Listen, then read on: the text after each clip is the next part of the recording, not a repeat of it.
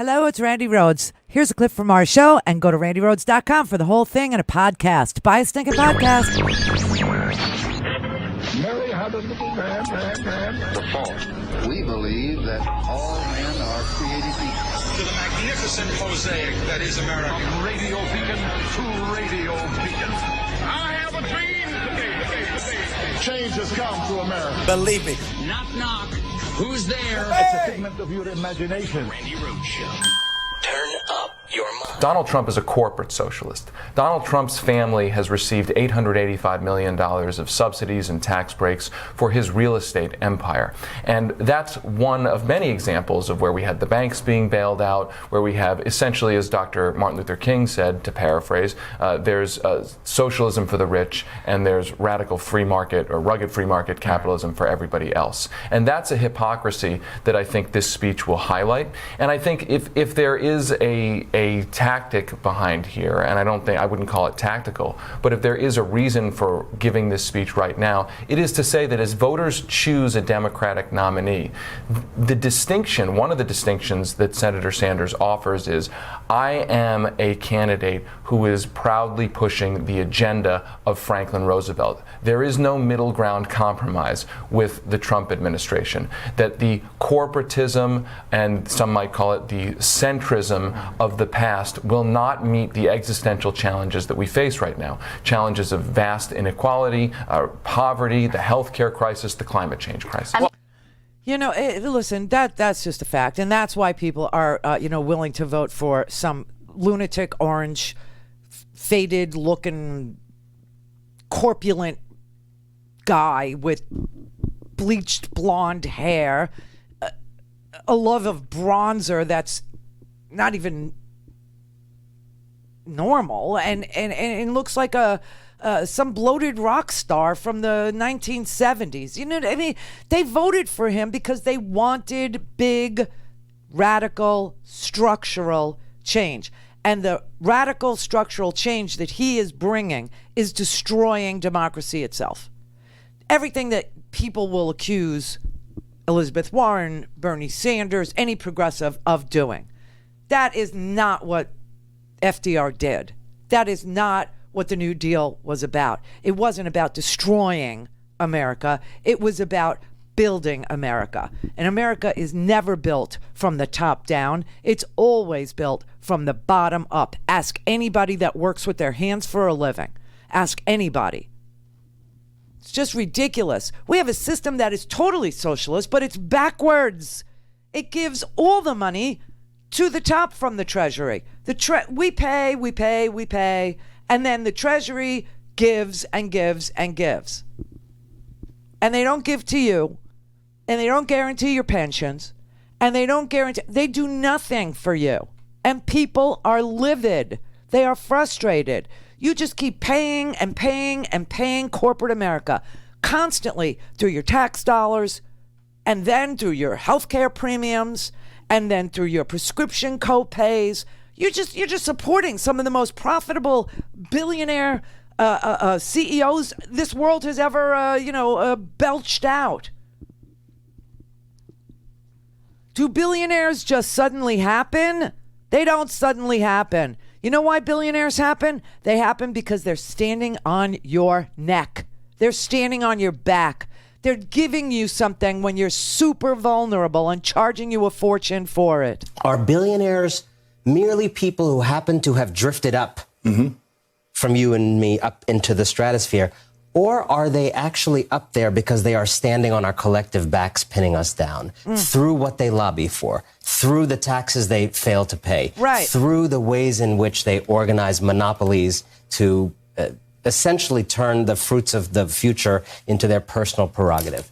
And I think Americans are changing their hearts on this question, which is why we're seeing results that are causing a lot of people in the plutocracy in the media to freak out. And it's actually worth backing up from the freak out and actually asking, why is this happening? This is happening because a lot of people are feeling things in this country they haven't felt before. Yeah, and a lot of people in this country understand that they've been crowded out by monopolies. They understand, especially people who work in, industries like mine. Yes, we're few and far between these days because our business was monopolized. Our businesses were consolidated. I actually had to leave and do this on my own, which, I'm very proud of. But honestly, why? Why was there a need for me to do that? There was a need for me to do that because monopolies were born, because consolidation occurred, and 5 media companies control everything that every American thinks is true. Erroneously, by the way. All as a platform to push out billionaires' products. What do I mean? Pharmaceuticals. Every other commercial is for big pharma. Every other commercial is for fossil fuels. Every other commercial is for a bank credit card or a little perk that this credit card can give you that. Oh, get travel point. Get it. All for banking. It's all corporate. Every single thing on the TV is to back up and provide a platform for monopolies, for corporate, to crowd you out of a field where there used to be maybe 100,000 jobs, maybe 200,000 jobs, and now there are 10. Why? Because of monopolies. We need trust busting. We need a real president. A real president. Robert in Florida. Good afternoon, Randy. Hello. I go by the name of XOXO Bob and your cat. And can I praise your moderators? If you must. Joy, Wendy, Falcon 9, and Zebra. They do a great job in your chat moderating. I wanted to talk about Bernie. I am a Cuban American. I am a first-generation American. I want to talk about how Bernie's being criticized for his Castro comments. I know in the Cuban community, Castro is a zinger. And but Trump is Castro, not Bernie. Well, no, not. I'll tell you what. Here's the thing with Bernie and his comments about Castro. He's making a point about what communism did for people who were illiterate in Cuba. And he's right about that.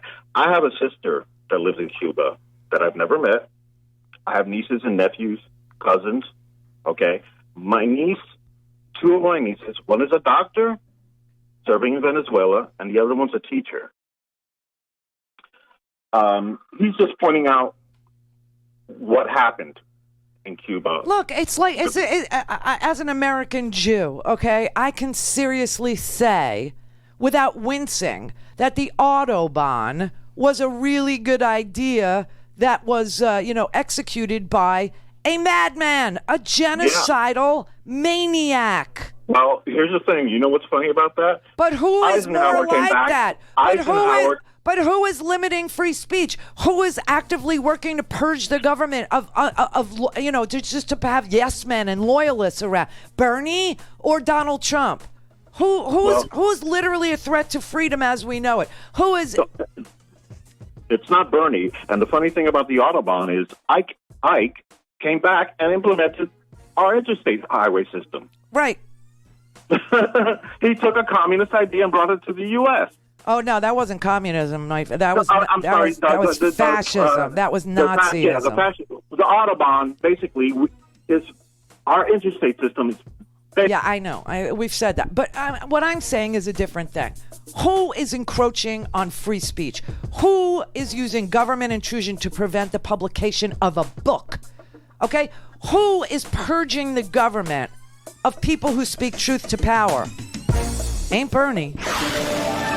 RandiRhodes.com for the whole thing and a podcast. Buy a stinking podcast.